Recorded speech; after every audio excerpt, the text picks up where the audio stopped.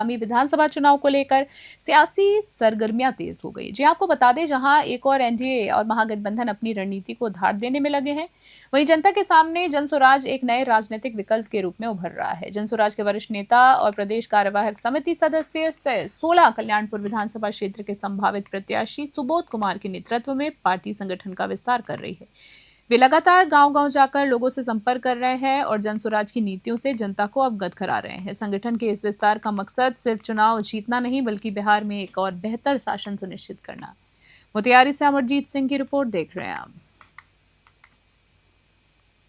जनसुराज की झोली में डाल रहा है, इसमें कोई इफ बट किंतु परंतु लेकिन नहीं है। आमतौर पे देखा जाता है कि प्रशांत किशोर जी की पार्टी, प्रशांत किशोर जी की जनसभा जहां भी होती है, बहुत बड़ा जन सैलाब बढ़ जाता है, मगर क्या वो वोट में तब्दील हो पाएगा? वो वोट ही है सारा, वो सारा वोट ही है। वहां जो लोग आते हैं वो वही लोग आते हैं जो बिहार में पिछले 35 वर्षों में विकल्प के अभाव में लालू जी के डर से भाजपा और भाजपा के डर से लालू जी को वोट देते रहे। बिहार की जनता नया विकल्प चाहती है। बिहार की जनता अपने बच्चों के लिए शिक्षा और रोजगार चाहती है। बिहार की जनता भ्रष्टाचार से मुक्ति चाहती है।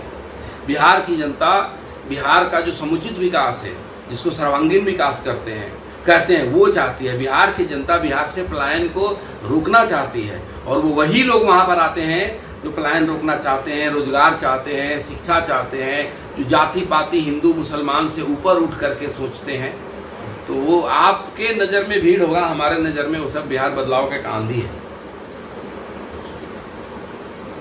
मुसलमान वोट एक बहुत बड़ा महत्व रखता है बिहार का, पूरे भारतवर्ष के अंदर में। आप लोग मुस्लिम वोट को कितना प्रतिशत तक लेने के प्रयास में हैं? देखिए, बात यहाँ हिंदू और मुसलमान की नहीं है।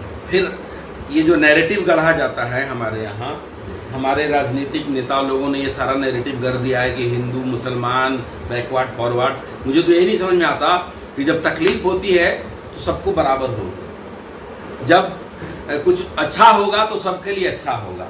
अगर आपने पर्टिकुलर किसी एक समुदाय के बारे में बोला तो मैं आपको सिर्फ इतना कहूँगा कि भारत के राजनीतिक इतिहास में उनके साथ जो छलावा होते आया है, वो छलावा खत्म होने का वक्त आ गया है।